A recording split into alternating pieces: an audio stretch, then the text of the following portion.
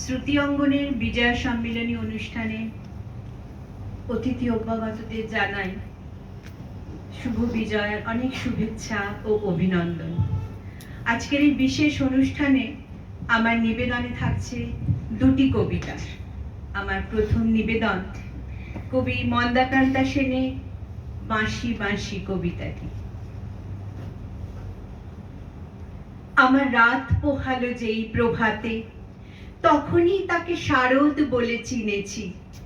যতই হই হা ঘরে আর হা ভাতে, আঙিনা ভরা সোনার রোদ কিনেছি। তার বদলে এসেছি দিয়ে বাঁশিটি কাহার হাতে, সে কথা নেই স্মরণে। তারই সাথে কি ছিল গোপন আশিকি, বাঁধন ছিল জীবনে নয় মরণে। তাকেই বুঝি এবার রাত পোহালে নতুন করে শারদ বলে চেয়েছি। বলেছি, তুমি কেমন করে শোনালে যে গান আমি একা একাই গেয়েছি। শারদ বলে, শিখেছি আমি এই গান তোমারই সেই হারিয়ে যাওয়া বাঁশিতে।